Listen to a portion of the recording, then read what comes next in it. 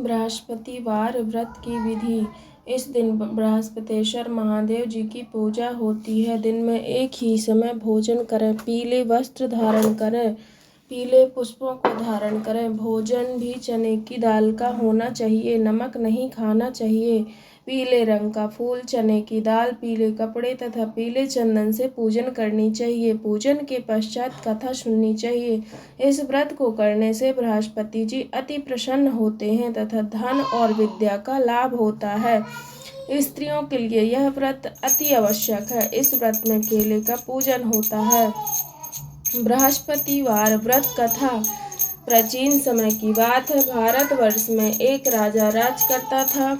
वह बड़ा ही प्रतापी तथा दानी था। वह नित्य प्रति मंदिर में भगवान दर्शन करने जाता था। वह ब्राह्मण और गुरु की सेवा किया करता था।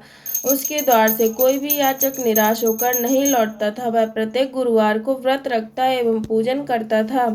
हर दिन गरीबों की सहायता करता था। परंतु यह सब बातें उसकी रानी को अच्छी नहीं लगती थी। ना तो वह व्रत करती, ना किसी को एक पैसा दान में देती थी तथा राजा को भी ऐसा करने से मना किया करती थी। राजा को भी ऐसा करने से मना किया करती थी। एक समय की बात है कि राजा शिकार खेलने वन को चले गए। घर पर रानी और दासी थी। उसी समय एक साधु का रूप धारण कर बृहस्पति देव उसके दरवाजे पर भिक्षा मांगने आए। जब रानी से भिक्षा मांगी तो वह कहने लगी, है साधु महाराज, मैं इस दान पुण्य से तंग आ गई हूँ। इस कार्य के लिए तो मेरे पतिदेव ही बहुत हैं। अब आप ऐसी कृपा करें कि यह सारा धन नष्ट हो जाए तथा मैं आराम से रह सकूं। साधु रूपी बृहस्पति देव ने कहा, हे देवी, तुम बड़ी विचित्र हो। संतान और धन से तो कोई दुखी नहीं होता, इसको सभी चाहते हैं। पापी भी पुत्र और धन की इच्छा करता है। अगर तुम्हारे पास धन अधिक है तो तुम भूखे मनुष्यों को भोजन कराओ, प्याओ, लगवाओ, ब्राह्मणों को दान दो, धर्मशालाएं बनवाओ, कुआं, तालाब, बावड़ी, बाग बगीचे आदि का निर्माण कराओ तथा निर्धन की कुंवारी कन्याओं का विवाह कराओ या साथ ही यज्ञ आदि करो। इस प्रकार के कर्म से आपका कुल और आपका नाम परलोक में भी सार्थक होगा एवं तुम्हें भी स्वर्ग की प्राप्ति होगी। परंतु रानी साधु की इन बातों से खुश नहीं हुई। उसने कहा, हे साधु महाराज, मुझे ऐसे धन की आवश्यकता नहीं है जिसको मैं अन्य लोगों को दान देती फिरूं तथा जिसको रखने और संभालने में ही मेरा सारा समय नष्ट हो जाए। साधु ने कहा, हे देवी, यदि तुम्हारी ऐसी इच्छा है तो मैं जैसा बताता हूँ वैसा ही करना। बृहस्पतिवार के दिन घर आंगन को गोबर से लीपना, अपने केशों को पीली मिट्टी से धोना, केशों को धोते समय स्नान करना, राजा से कहना वह हजामत करवाए, भोजन में मांस मदिरा खाना, कपड़े धोबी के यहाँ धुलने को डालना। इस प्रकार 7 बृहस्पतिवार करने से तुम्हारा सारा धन नष्ट हो जाएगा। यह कहकर साधु महाराज रूपी बृहस्पति देव अंतर्ध्यान हो गए। रानी ने साधु के कहने के अनुसार 7 बृहस्पतिवार तक वैसा ही करने का विचार किया। साधु के बताए अनुसार कार्य करते हुए केवल 3 बृहस्पतिवार ही बीते थे कि उसकी समस्त धन संपत्ति नष्ट हो गई। भोजन के लिए दोनों समय परिवार तरसने लगा तथा सांसारिक भोगों से दुखी रहने लगा। तब राजा रानी से कहने लगा, हे रानी, तुम यहाँ पर रहो, मैं दूसरे देश को जाता हूँ, क्योंकि यहाँ पर मुझे तो सभी मनुष्य जानते हैं, इसलिए मैं यहाँ पर कोई काम नहीं कर सकता। अब परदेश जा रहा हूँ, वहाँ कोई काम धंधा करूँगा, शायद हमारे भाग्य बदल जाएं। ऐसा कहकर राजा परदेश चला गया। वहाँ जंगल में लकड़ी काट कर लाता और शहर से बेचता। इस तरह अपने कठिन जीवन को व्यतीत करने लगा। इधर राजा के बिना रानियां दासियां दुखी रहने लगी। किसी दिन भोजन मिलता और किसी दिन जल पीकर ही रह जाती। एक समय रानी और दासी को 7 दिन बिना भोजन के व्यतीत करने पड़े। तो रानी ने अपनी दासी से कहा, हे दासी, यहीं पास ही के नगर में मेरी बहन रहती है, वह बड़ी ही धनवान है। तू उसके पास जा और वहां से 5 सिर बेझर मांग कर ले आ, जिससे कुछ समय के लिए गुजारा हो जाएगा। दासी रानी की बहन के पास गई। रानी की बहन उस समय पूजा कर रही थी। बृहस्पतिवार का दिन था। दासी ने रानी की बहन से कहा, हे रानी, मुझे आपकी बहन ने भेजा है मुझे 5 सेर बेझर दे दो। रानी की यह बात अनेक बार कही, परंतु रानी की बहन ने कोई उत्तर नहीं दिया, क्योंकि वह उस समय बृहस्पतिवार की व्रत कथा सुन रही थी। जब दासी को रानी की बहन से कोई उत्तर नहीं मिला तो वह बहुत दुखी हुई, उसे क्रोध भी आया। वह लौटकर रानी से बोली, हे रानी, आपकी बहन तो बहुत ही घमंडी है, वह छोटे लोगों से बात भी नहीं करती। मैंने उनसे कहा तो उन्होंने कोई उत्तर नहीं दिया, मैं वापस चली आई। रानी बोली, हे दासी, इसमें उसका कोई दोष नहीं होता। जब बुरे दिन आते हैं तब कोई सहारा नहीं होता। अच्छे बुरे का पता तो विपत्ति में ही लगता है। जो ईश्वर की इच्छा होगी वही होगा। यह सब हमारे भाग्य का दोष है। उधर रानी की बहन ने सोचा, मेरी बहन की दासी आई थी, परंतु मैं उससे नहीं बोली, इससे वह बहुत दुखी हुई होगी। अतः कथा सुन और विष्णु भगवान का पूजन समाप्त कर वह अपनी बहन के घर आई और कहने लगी, हे बहन, मैं बृहस्पतिवार की व्रत कथा कर रही थी, तुम्हारी दासी हमारे घर गई थी, परंतु जब तक कथा होती है तब तक हम लोग न उठते हैं और न बोलते हैं, इसलिए मैं नहीं बोली। कहो दासी क्यों गई थी? रानी बोली, बहन, हमारे घर अनाज नहीं था। वैसे तुमसे कोई बात छिपी नहीं है, इस कारण मैंने दासी को तुम्हारे पास 5 सेर बेझर के लिए भेजा था। रानी की बहन बोली, बहन देखो, बृहस्पति भगवान सबकी मनोकामना पूर्ण करते हैं, देखो शायद तुम्हारे घर में अनाज रखा हो। यह सुनकर दासी घर के अंदर गई तो उसे एक घड़ा बेझर का भरा मिल गया। उसे बड़ी हैरानी हुई, क्योंकि उसने एक एक बर्तन देख लिया था। उसने बाहर आकर रानी को बताया। दासी अपनी रानी से कहने लगी, हे रानी, देखो, वैसे हमको जब अन्न नहीं मिलता तो हम रोज व्रत ही करते हैं। अगर इनसे व्रत की विधि पूछ ली जाए तो उसे हम भी किया करेंगे। दासी के कहने पर रानी ने अपनी बहन से बृहस्पतिवार व्रत के बारे में पूछा। उसकी बहन ने बताया, हे रानी बहन, बृहस्पतिवार को सूर्योदय से पूर्व उठकर स्नान करके बृहस्पतिवार का व्रत करना चाहिए, लेकिन उस दिन सिर नहीं धोना चाहिए। बृहस्पतिवार के व्रत के चने की दाल और मुनक्के से विष्णु भगवान का केले के वृक्ष की जड़ से पूजन करें तथा दीपक जलावें। उस दिन एक ही समय भोजन करें। भोजन पीले खाद्य पदार्थ का करें तथा कथा सुने। इस प्रकार करने से गुरु भगवान प्रसन्न होते हैं, अन्न पुत्र धन देते हैं। इस तरह व्रत और पूजन की विधि बताकर रानी की बहन अपने घर लौट गई। रानी और दासी दोनों ने निश्चय किया कि वे बृहस्पति भगवान का पूजन जरूर करेंगी। 7 दिन बाद जब बृहस्पतिवार आया तो उन्होंने व्रत रखा, घुड़सवार में जाकर चना और गुड़ बीन लाई तथा उसकी दाल से केले की जड़ से विष्णु भगवान का पूजन किया। अब भोजन कहाँ से आवे? दोनों बड़ी दुखी हुई, परंतु उन्होंने व्रत किया था, इस कारण भगवान बृहस्पति देव भगवान प्रसन्न थे। वे एक साधारण व्यक्ति के रूप में 2 थालों में सुंदर पीला भोजन लेकर आए और दासी को देकर बोले, तुम और रानी भोजन कर लेना। दासी को भोजन पाकर बड़ी प्रसन्नता हुई और रानी से बोलो, रानी जी भोजन कर लो। रानी को भोजन के बारे में कुछ पता नहीं था, इसलिए वह दासी से बोली, जा तू ही भोजन कर, क्योंकि तू व्यर्थ में हमारी हंसी उड़ाती है। दासी बोली, एक व्यक्ति अभी भोजन दे गया है। रानी कहने लगी, वह भोजन तेरे लिए ही दे गया है, तू ही भोजन कर। दासी कहने लगी, वह व्यक्ति हम दोनों को 2 थालों में सुंदर पीला भोजन दे गया है, इसलिए हम दोनों साथ साथ ही भोजन करेंगे। फिर दोनों ने गुरु भगवान को नमस्कार कर भोजन प्रारंभ किया। उसके बाद से वह प्रत्येक बृहस्पतिवार को गुरु भगवान का व्रत और पूजन करने लगी। बृहस्पति भगवान की कृपा से उनके पास धन हो गया, परंतु रानी फिर पहले की तरह आलस्य करने लगी। तब दासी बोली, देखो रानी, तुम पहले भी इस प्रकार आलस्य करती थी, तुम्हें धन रखने में कष्ट होता था, इस कारण सभी धन नष्ट हो गया। अब गुरु भगवान की कृपा से धन मिला है तो तुम उसी तरह आलस्य होता है। बड़ी मुसीबतों के बाद हमने यह धन पाया है, इसलिए हमें दान पुण्य करना चाहिए। तुम भूखे मनुष्यों को भोजन कराओ, प्याओ, लगवाओ, ब्राह्मणों को दान दो, कुआं, तालाब, बाग बगीचे आदि का निर्माण कराओ, मंदिर पाठशाला बनवा कर दान दो, कुंवारी कन्याओं का विवाह करवाओ। धन को शुभ कार्यों में खर्च करो, जिससे तुम्हारे कुल का यश बढ़े तथा स्वर्ग प्राप्त हो और पितृ प्रसन्न हो। दासी की बात मानकर रानी ने इसी प्रकार के कर्म करने प्रारंभ कर दिए, जिससे उसका काफी यश फैलने लगा। एक दिन रानी और दासी आपस में विचार करने लगी कि न जाने राजा किस दशा में होंगे, उनकी कोई खोज खबर नहीं है। गुरु भगवान से उन्होंने प्रार्थना की और भगवान ने रात्रि में राजा से स्वप्न में कहा, हे राजा उठ, तेरी रानी तुझको याद करती है, अपने देश को लौट जा। राजा प्रातः काल उठा, जंगल से लकड़ियां काटकर लाने के लिए और जंगल की ओर चल पड़ा। जंगल से गुजरते हुए सोचने लगा, रानी की गलती से कितने दुख भोगने पड़े। राजपाट छोड़कर उसे जंगल में आकर रहना पड़ा। जंगल से लकड़ियां काटकर उन्हें बेचकर गुजारा करना पड़ा। उसी समय उस जंगल में बृहस्पति देव एक साधु का रूप धारण कर आए और राजा के पास आकर बोले, हे लकड़हारे, तुम इस सुनसान जंगल में किस चिंता में बैठे हो, मुझको बतलाओ। यह सुन राजा के नेत्रों में तो जल भर आया और साधु को वंदना कर बोला, हे प्रभु, आप तो सब कुछ जानने वाले हैं। इतना कहकर राजा ने साधु को अपनी संपूर्ण कहानी सुना दी। महात्मा तो स्वभाव से ही दयालु होते हैं।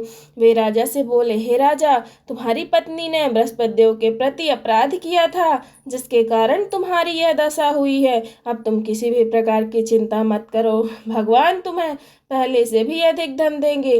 देखो, तुम्हारी पत्नी ने बृहस्पतिवार का व्रत करना प्रारंभ कर दिया है। अब तुम भी बृहस्पतिवार का व्रत करके चने की दाल व गुड़ और जल को लोटे में डालकर केले के पत्ते से भगवान विष्णु की पूजन करो, फिर कथा कहो, भगवान तुम्हारी सब मनोकामनाओं को पूर्ण करेंगे। साधु को प्रसन्न देखकर राजा बोला, हे प्रभु, मुझे लकड़ी बेचकर इतना पैसा भी नहीं बचता जिससे भोजन करने के उपरांत कुछ बचा सकूं। मैंने रात्रि में अपनी रानी को व्याकुल देखा है। मेरे पास कोई साधन नहीं है जिससे समाचार जान सकूं। फिर मैं बृहस्पतिवार की कौन सी कहानी कहूँ या सुनूं, मुझको तो कुछ भी मालूम नहीं है। साधु ने कहा, हे राजन, तुम किसी भी बात की चिंता मत करो। बृहस्पतिवार के दिन तुम रोजाना की तरह लकड़ियां लेकर शहर में जाओ। तुम्हें रोज से दोगुना धन प्राप्त होगा, जिससे तुम भली भांति भोजन कर लोगे तथा बृहस्पति देव की पूजा का सामान भी आ जाएगा। बृहस्पति देव की कथा इस प्रकार है। जय हो प्रभु। बृहस्पति देव की कथा। प्राचीन काल में एक बहुत ही निर्धन ब्राह्मण था। उसके कोई भी संतान नहीं थी। वह नित्य पूजा पाठ करता था, परंतु उसकी स्त्री बहुत मलिनता के साथ रहती थी। न वह स्नान करती, न किसी देवता का पूजन करती थी। प्रातः काल उठते ही सर्वप्रथम भोजन करती थी। इससे ब्राह्मण देवता बहुत दुखी थे। अपनी पत्नी को बहुत समझाते, किंतु इसका कोई परिणाम न निकलता। इसके बाद उनके घर में एक कन्या ने जन्म लिया। वह कन्या अपने पिता के घर में बड़ी होने लगी और भगवान विष्णु की पूजा में करती थी। वह प्रातः काल उठते ही स्नान आदि करके पूजा पाठ करती, मंदिर जाती, बृहस्पतिवार को व्रत करके विधिवत पूजा पाठ करती। पूजा पाठ के बाद वह पढ़ने के लिए पाठशाला में जाती थी। वह घर से चलते ही वह मुट्ठी भर जौ साथ लेकर जाती थी और पाठशाला के रास्ते में थोड़े थोड़े जौ गिराती जाती थी। जब वह पाठशाला से घर लौटती तो जौ के वह दाने सोने में बदले हुए मिलते थे। लड़की सभी सोने के दानों को बीन लाती थी। एक दिन जब वह सोने के दानों को साफ कर रही थी तो उसकी माँ ने कहा, बेटी, सोने के दानों को साफ करने के लिए सोने का शुभ भी होना चाहिए। अगले दिन बृहस्पतिवार था। उसने भगवान वसुदेव की पूजा करते हुए प्रार्थना की, हे भगवान, यदि मैंने आपका व्रत विधिवत किया हो तो मुझे सोने का सूप दे दो। भगवान बृहस्पति देव ने कहा, उसकी मनोकामना पूरी करने का वचन किया और पाठशाला से लौटते समय उसे रास्ते में सोने का सूप पड़ा हुआ मिला।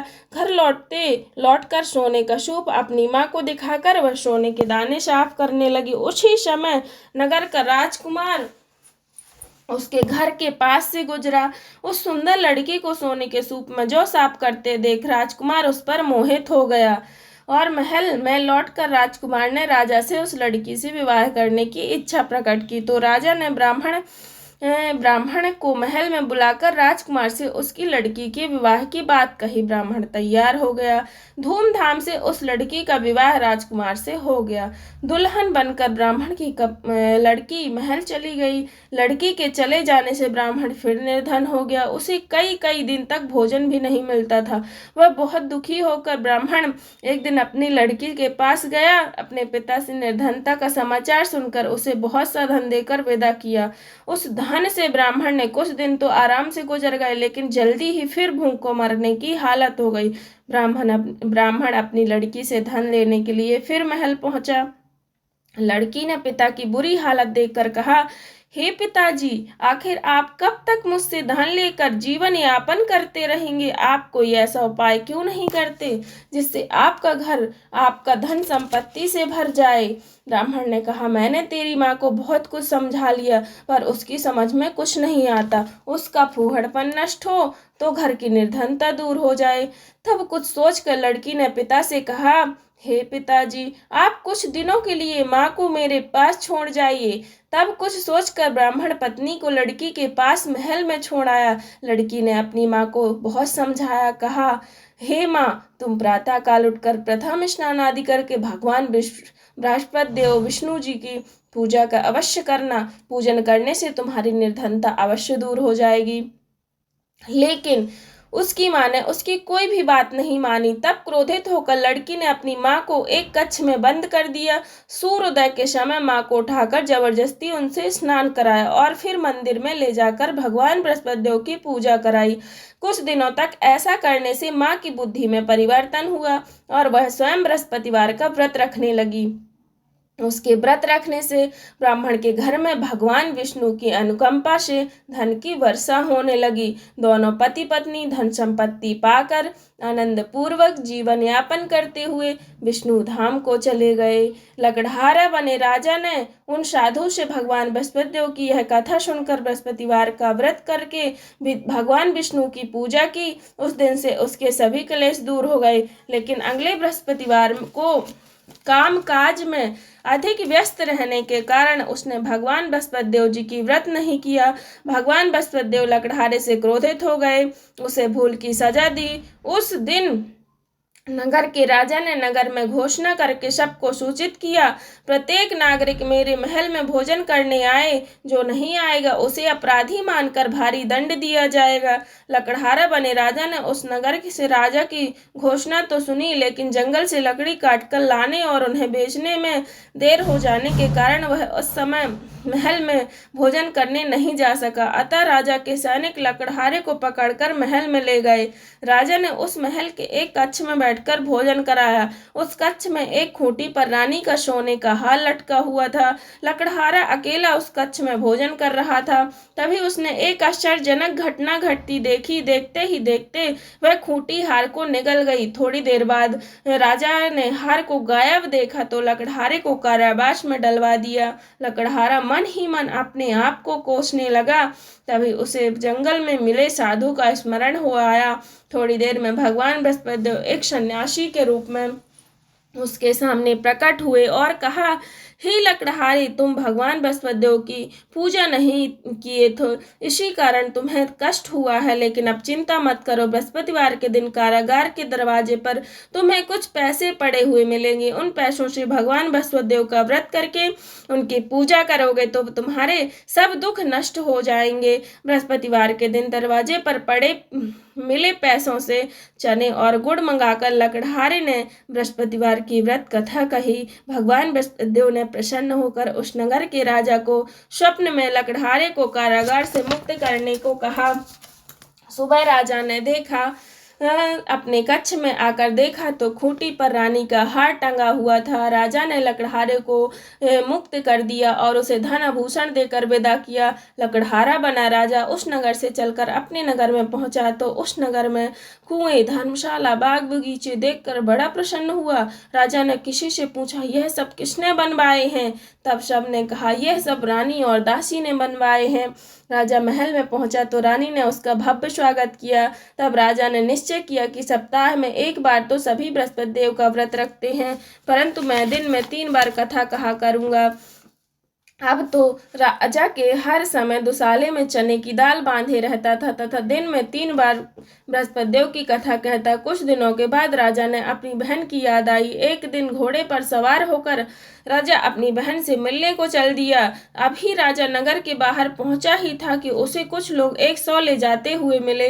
राजा को स्मरण हो आया कि आज उसने किसी को बृहस्पति देव की व्रत कथा नहीं सुनाई। राजा ने उन लोगों को रोक कर कहा, भाइयों, आप 100 को ले जाने से पहले मुझसे बृहस्पतिवार की कथा सुन ले। लोगों ने राजा पर क्रोधित होते हुए कहा, तुम पागल तो नहीं हो? लेकिन कुछ बड़े बूढ़े बोले, अच्छा भाई, साथ में चलते चलते तुम अपनी कथा भी सुना लो।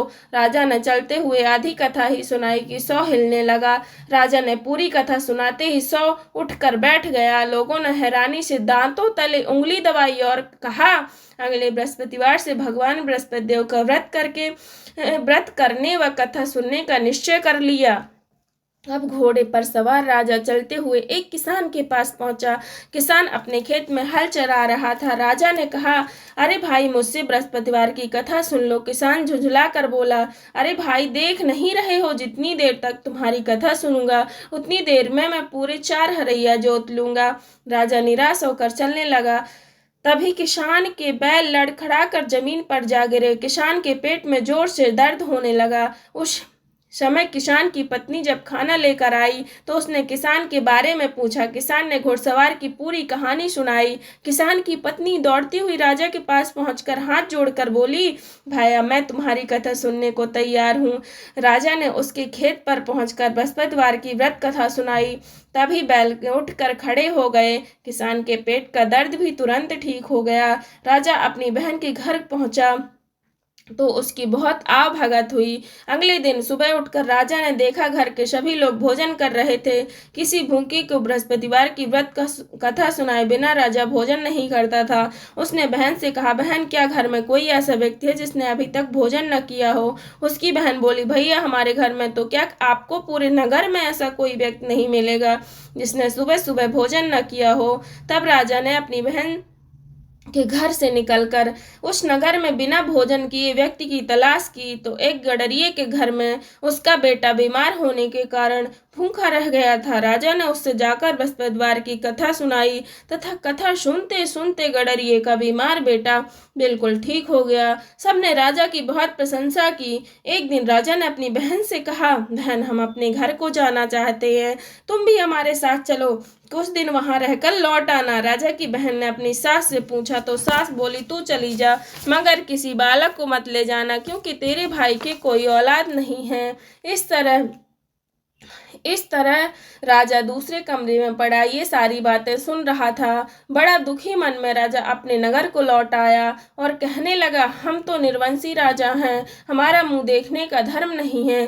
तब रानी ने कहा, विष्णु भगवान ने, बृहस्पति देव ने हमें सब कुछ दिया है तो औलाद अवश्य देंगे। उसी रात्रि में सपने में विष्णु भगवान ने स्वप्न में कहा, हे राजा, उठ, सभी सोच त्याग दे, तेरी रानी गर्भ से है, 9वें महीने में सुंदर पुत्र की प्राप्ति हुई। सुंदर पुत्र को जन्म दिया। राजा रानी जीवन पर्यंत बृहस्पतिवार का व्रत करते रहे। उनके घर में धन की वर्षा होती रही। इस तरह आनंद पूर्वक जीवन यापन करते हुए राजा रानी भगवान बृहस्पति देव की अनुकंपा से मोक्ष को प्राप्त करके सीधे वैकुंठ धाम पहुंच गए। बृहस्पतिवार को विधिवत व्रत करके जो स्त्री पुरुष भगवान विष्णु जी की पूजा करते हैं, भगवान उनकी सभी मनोकामना पूरी करते हैं। जैसे राजा और रानी की मनोकामना पूर्ण की है, वैसे सबकी मनोकामना पूर्ण करना। जय हो विष्णु भगवान, तुम्हारी जय हो। इति श्री बृहस्पतिवारे व्रत कथा।